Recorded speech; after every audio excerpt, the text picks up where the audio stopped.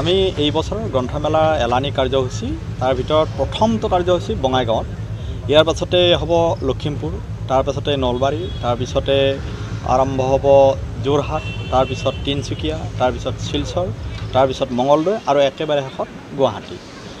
এই কাৰ্যসূচী আচলতে গোটেই অসমখনৰ ইমূৰৰ পৰা সিমূৰলৈকে আমি কিছু কিছু অঞ্চলত সামৰিব খুজিছোঁ। আৰু অসম চৰকাৰে যিহেতু এই বছৰটো গ্ৰন্থবৰ্ষ হিচাপে ঘোষণা কৰিছিল, ইতিমধ্যে বাকীবিলাক জিলাতো যাতে বেচৰকাৰী সংগঠনসমূহেও গ্ৰন্থমেলা আয়োজন কৰে তাৰ কাৰণেও আচলতে চৰকাৰৰ ফালৰ পৰা সাহায্যৰ কথা ঘোষণা কৰিছে। কিন্তু আমি অসম প্ৰকাশন পৰিষদে বিগত কিছু বছৰ ধৰি সদৌ অসম পুথি প্ৰকাশক আৰু বিক্ৰেতা সংস্থাৰ সৈতে লগ লাগি গ্ৰন্থমেলা আয়োজন কৰি আহিছোঁ। এই বছৰ আমি কিছু চহৰ বেছিকৈ সামৰিছোঁ আৰু বঙাইগাঁৱৰ পৰা আৰম্ভ কৰিছোঁ। কিয় বঙাইগাঁৱত আমি 2 বছৰ পূৰ্বে ইয়াতে গ্ৰন্থমেলা আয়োজন কৰিছিলোঁ, তাত ফলাফল ভালেই পাইছোঁ। বঙাইগাঁৱৰ মানুহখিনি স্বভাৱ অলপ বেলেগ ধৰণৰ, শান্তিপূৰ্ণভাৱে আহে, গ্ৰন্থ ক্ৰয় কৰে আৰু ইয়াতে গ্ৰন্থমেলাৰ বাকৰিতে মানে যোৱা বছৰ আগৰ বছৰ আমি দেখা পাইছিলোঁ যে তেওঁলোকে সদায় আহে, যিখিনি মানুহ আহে সদায় আহে আৰু এই অঞ্চলৰ বঙাইগাঁৱৰ ওচৰ পাজৰৰ মানুহবিলাক আহে। যিহেতু এইবাৰ অসম চৰকাৰে চাকৰিয়ালসকলকো 1000 টকাকৈ গ্ৰন্থ ক্ৰয়ৰ কাৰণে আমি ধন দিব, 1 তাৰিখে দিব, এইটো ঘোষণা কৰিছে। আৰু গ্ৰন্থমেলাত আহিলে বিচৰা ধৰণে গ্ৰন্থ কিনিবলৈও পাব আৰু তেওঁলোকে উপৰঞ্চি কমিশ্যনো পাব, মানে উপৰঞ্চি 10% পাব, কমিশ্যন নহয় 10%ৰ কিতাপ পাব, অৰ্থাৎ 1000 টকাৰ ইয়াত কিনিলে 1100 টকাৰ কিতাপ পাব। সেইকাৰণে আমি এই অঞ্চলটো সামৰি লোৱাৰ হিচাপত আমি বঙাইগাঁৱত লৈছোঁ। ইয়াতে কোকৰাঝাৰত এখন বড়োলেণ্ড বুক ফেয়াৰ হয়ে, আমি সেইকাৰণে বঙাইগাঁৱটো ঠাই হিচাপে লৈছোঁ আৰু আশা ৰাখিছোঁ বঙাইগাঁৱতো এই গ্ৰন্থমেলা সফল হ'ব। কিমানখন বিপণী আচলতে হিচাপ বিপণী আমাৰ বেছি আছে, মানে বিপণী শব্দটো হ'লকে যে প্ৰকাশক আৰু বিক্ৰেতা আমাৰ প্ৰায় 20খন।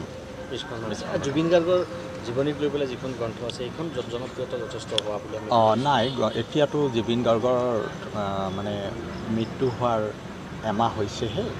এই গ্ৰন্থমেলাসমূহত যথেষ্ট পৰিমাণে জুবিন গাৰ্গক লৈ কিতাপ লিখা আৰম্ভ কৰিছে আৰু এতিয়ালৈকে যি ওলাই আছে সেইবিলাক প্ৰত্যেকেই ক্লেইম কৰি আছে। আমি আৰম্ভ হৈছে গ্ৰন্থমেলা, গতিকে আমি কিছুদিনৰ পাছত গম পাই যাম যে কোন কেইখন, মানে বহুত কিতাপ ওলাব। আমি খবৰ পোৱা মতে 10-12খন কিতাপ ওলাব পাৰে, মানে বেলেগ বেলেগ লেখকে লিখিছে আৰু সকলোৰে এটা ইচ্ছা থাকে যিসকলে জুবিন গাৰ্গক জানিছিল তেনেধৰণে তেওঁলোকে সেইধৰণে লিখিব আৰু এইটো এটা ভাল কথা। যি বিষয়ে নহওক বাৰু কিতাপ গ্ৰন্থ এখনো আছে, নিশ্চয় বিক্ৰী হ'ব। মানুহৰ এটা জানিবলৈকে যথেষ্ট আগ্ৰহ আছে আৰু এই আগ্ৰহৰ বাবে গ্ৰন্থ। কিন্তু আমাৰ কথাটো হৈছে কি, যি কিতাপেই নহওক মানুহে কিতাপ কিনক, সেইটো পাঠ্যপুথিৰে কিতাপ কিনক, লাগিলে সেয়া মেনেজমেণ্টৰ কিতাপেই কিনক, লাগিলে ৰন্ধন প্ৰণালীয়ে কিনক, কিন্তু কিতাপ কিনক। কিতাপ কিনি পঢ়া অভ্যাস হ'লে আজি ইটো বিষয় পঢ়িছে কাইলৈ সিটো বিষয় পঢ়িব আৰু মানুহৰ ৰুচিবোধক লৈ কোনো বাধ্যবাধকতা কৰিব নালাগে।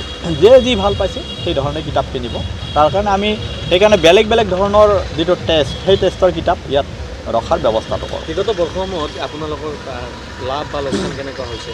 চাওক, আমি অসম চৰকাৰৰ উচ্চ শিক্ষা বিভাগৰ এটা অনুষ্ঠান যে গ্ৰন্থমেলা আয়োজন কৰাটো আমাৰ কৰ্তব্য।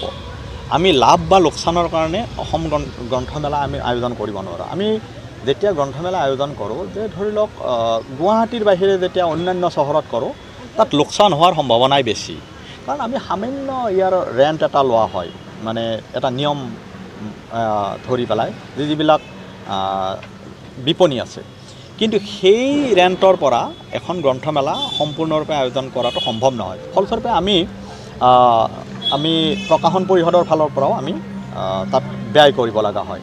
গতিকে আমি গুৱাহাটীত ছবিটো ওলোটা হয়, গুৱাহাটী হয় বিশাল আকৃতিৰ হয় আৰু তাত স্পনচৰশ্বিপৰো যথেষ্ট আগ্ৰহী হয়।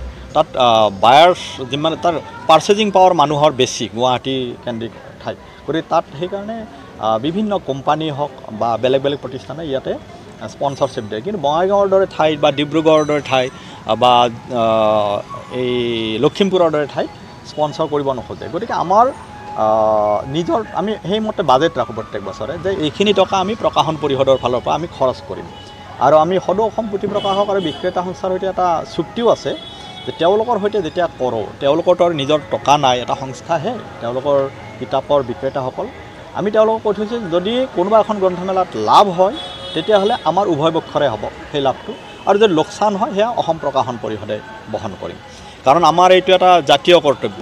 কাৰণ এই যদি আমি গ্ৰন্থমেলাটো প্ৰসাৰ নকৰোঁ, এটা সময়ত আমি মানে কিতাপৰ দোকানবিলাকৰ ওচৰলৈকে মানুহ কমকৈ যোৱা হৈছে। আৰু এতিয়া যদি এই ধৰণে নকৰোঁ আন্দোলন এটা, গতিকে সেইটো নকৰিলেই গ্ৰন্থৰ ভৱিষ্যতটো আমাৰ বিশেষ অসমৰ দৰে ঠাইত মানে স্তীমিত হৈ যাব, মানে দুৰ্বল হৈ যাব। ভৱিষ্যত মানে বিপদাপন্ন হ'ব পাৰে বুলি আমি ক'ব পাৰোঁ।